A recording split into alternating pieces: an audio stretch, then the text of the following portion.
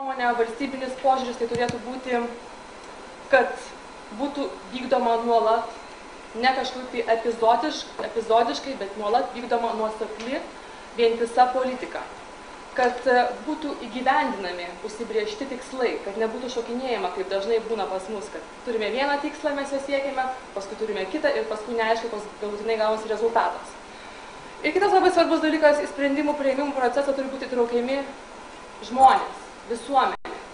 Diskusija turi būti vykdoma plačiai, neturi būti kažkokia tai viena interesų grupė lemianti šitoje situacijoje, o turi būti diskutuojama ir įtraukiant visas įmanomas grupės.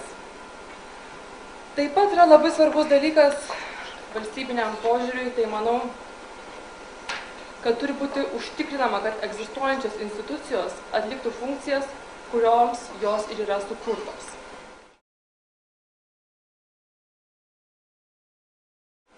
Kokia yra Lietuvos sveikatos apsaugos situacija? 1991 metais spalio 30 dieną Lietuvos Respublikos aukščiausioji taryba, atkuriamasis Seimas, patvirtino Lietuvos nacionalinės sveikatos koncepciją, kuri ir tapo pagrindiniu dokumentu atspindinčiu Lietuvos sveikatos sistemos ateitį.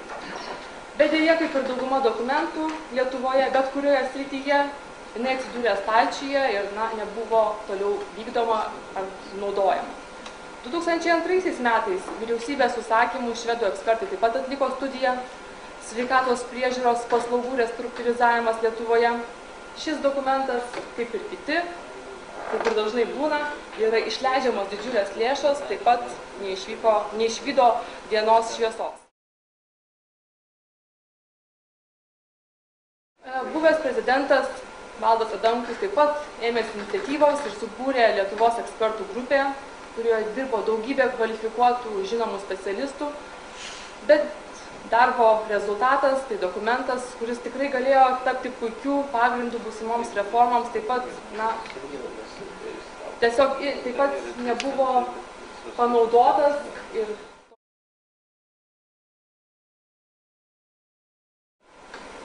ir kodėl taip atsitiko? Kodėl visos šios idėjos dažnai lieka neįgyvendintos? Kodėl mes išleidžiame daugybę lėšų, panaudojame žmonės, mokslininkus, ekspertus, bet mes to nepadarome, neišnaudojame to, kas yra padaroma. Pirmiausia, mes patys turime tikėti, turėti noro ir ryžto, bet tikriausiai jo dažnai pritrūksta. Ir iš tiesų labai daugybėje faktorių yra. Pirmiausia, yra interesų grupės ir jos labai aktyviai darbuojasi. Darbuojasi ta prasme, kad dažniausiai yra siekiama, kad ne visuomenės interesas yra pirmoje vietoje, bet tam tikrų grupių interesas.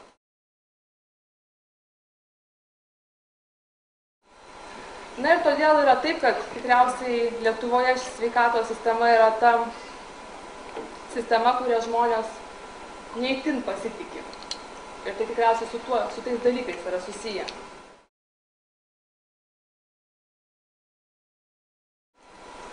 Taip, medicina šiandien yra labai politizuota. Ir šiandien iš pasisakymų taip pat buvo šitie dalykai paminėti. Tai nėra gerai. Bet kita vertus aš noriu paprieštarauti, kad reikėtų atskirti mediciną ir politiką. Aš apskritai būčiau už tokį sprendimą, kad medicinoje turėtų būti vadovavimas viešų interesų ir žiūrima vadybiškai. Nes to vadybinio požiūrio labai dažnai pritrūksta. Kaip ir minėjau, atskiros grupės daro labai didžiulę įtaką. Egzistuoja grupiniai interesai, kurie dažniausiai ir laimi prieš visuomenės interesą. Ir tikriausiai tai yra priežastis pagrindinės, dėl ko visi planai, visos ekspertų išvados nepasiekia dienos šviesos, atsigulė į stalčius ir tiesiog nėra realizuojamos.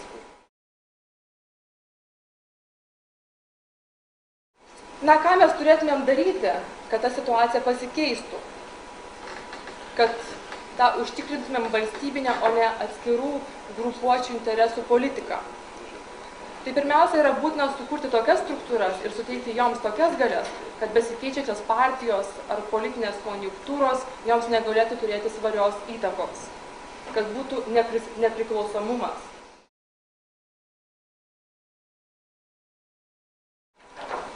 Valstybės uždavinys turėtų būti palaipsniui įgalinti žmonės, šiuo atveju medikų, pacientų bendruomenę, kurti tokią viziją ir tokią savivaldą, kur bendradarbiavimas su valstybinėmis institucijomis sugebėtų būti puoselėjant visuomenės interesą.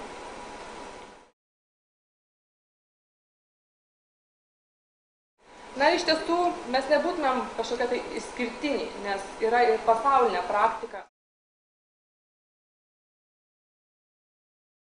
Jungtinėje karalystėje konservatorių partijos lyderis, šiuo atveju, aš pati atstovauju konservatorius, Davidas Cameronas paskelbė manifestą Didžioji visuomenė.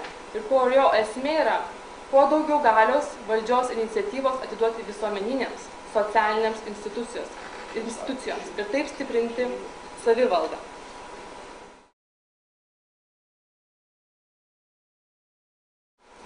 Kokia situacija yra Lietuvoje? Lietuvoje iš tiesų, nors galbūt ir mes kalbame, kad mes norime įtraukti visuomenę, norime įtraukti tam tikras pacientų, visuomeninės organizacijas, bet dažniausiai tai būna apsiribojama vien tik žodžiais ir kalbomis.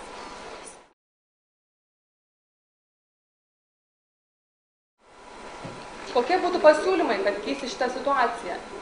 Šiuo atveju, kadangi mes šiandieną, kaip ir iniciatyva daktaro Šimaičio esame čia, tai tikrai jo siūloma idėja Klaipėdoje kurti 3 ligoninių asociaciją sudarytų palankės sąlygas ilgainiui perduoti savivaldą į gydytojų rankas.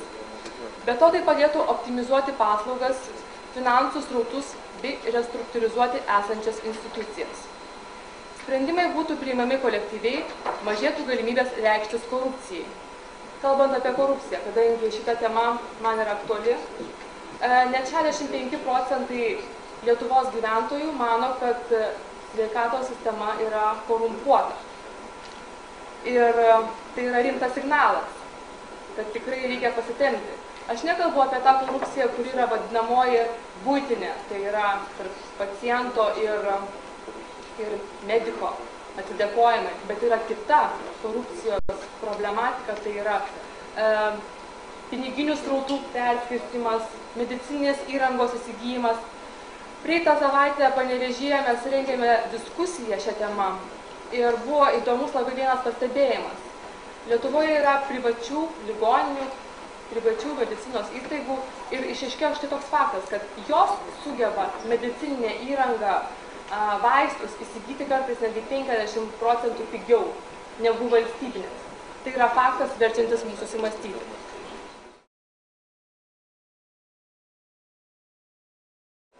Taigi, koks mūsų tikslas? Visą tai, manyčiau, leistų sudaryti galimybę, jeigu mes atsižvelgtumėm šios pasiūlymus, įsteigti Klaipėdoje universiteto lygio ligoninę. Nes mūsų regionas pagal savo dydį tikrai yra vertas ir yra tikrai netgi privalomumas turėti tokio lygio ligoninę.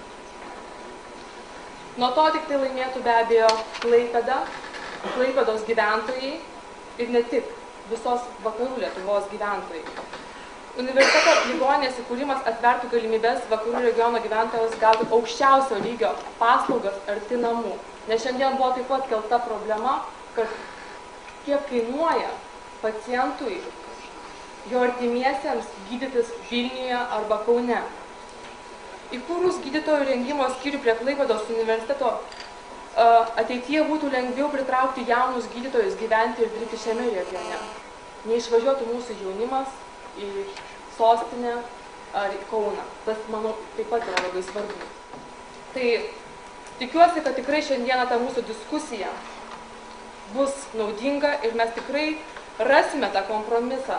Nors tai yra kartais gan sudėtinga, bet diskusija vyksta, reiškia, procesas eina į priekį ir tikrai ateityje turėsime tas aukščiausio lygio paslaugas ir mūsų pacientams nereikės važiuoti į kitas ligonines. Tai